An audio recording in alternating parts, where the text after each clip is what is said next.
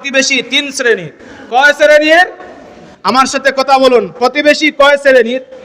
তিন শ্রেণীর, তিন ধরনের।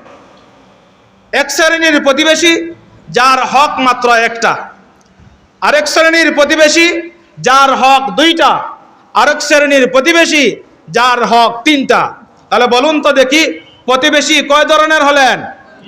আরো জুড়ে বলুন, প্রতিবেশী কয় ধরনের? তিন ধরনের। এক নম্বর ওই প্রতিবেশী যার হক শুধুমাত্র একটা। যার হক শুধুমাত্র কি? একটা। সেটা ওই প্রতিবেশী যে অমুসলিম, বিধর্মী, আত্মীয় নয়, বিধর্মী অমুসলিম যে প্রতিবেশী, সে আপনার কাছে প্রতিবেশীর হক পাবে, একটা হক পাবে। প্রতিবেশী হিসাবে তার হক অধিকার রয়েছে, সে তার অধিকারগুলা পাবে।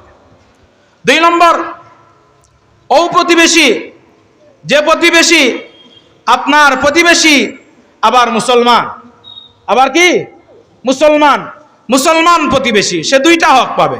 একটা হলো মুসলমান হিসাবে মুসলমানের প্রতি হক রয়েছে, কোন হাদিসে 5টার কথা, কোন হাদিসে 6টার কথা, বিভিন্ন রিওয়ায়াতে বিভিন্নভাবেই রয়েছে।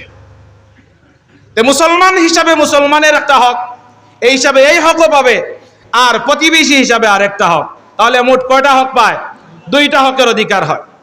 তিন নম্বর, ওই প্রতিবেশী যে প্রতিবেশী আপনার তিনটা হকের অধিকারী হয়, তিনটা হক পেতে পারে, উনিকে ও প্রতিবেশী যে আপনার প্রতিবেশী আবার মুসলমান আবার নিকটাত্মীয়। বলুন তো কারা? যে প্রতিবেশী মুসলমান নিকটাত্মীয়, বলুন তো কে? প্রথম কে? আপনার প্রতিবেশী। দ্বিতীয় উনিকে মুসলমান। তৃতীয় উনিকে আপনার একবারে ঘনিষ্ঠজন, আত্মীয় স্বজন।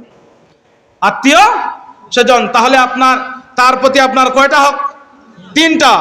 একটা হলো প্রতিবেশী হিসাবে তার যে অধিকার, সেটা আপনি পালন করতেই হবে।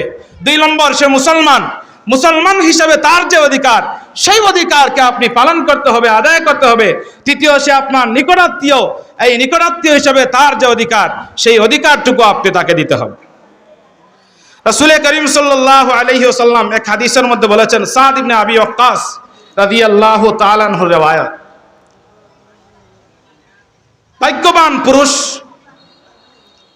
ভাগ্যবান পুরুষ যারা হয় তাদের 4 শ্রেণীর মানুষের কথা বলেছেন। আল্লাহর রাসূল বলেন, আল মারআতুস সালিহা, ও পুরুষ ভাগ্যবান যে মারআতুস সালিহা, নেককার মহিলা পেয়েছে, নেককার স্ত্রী পেয়েছে। নেককার স্ত্রী যে পুরুষে পায়, এই পুরুষ কি? ভাগ্যবান। এই স্ত্রী কি? এই পুরুষ ভাগ্যবান।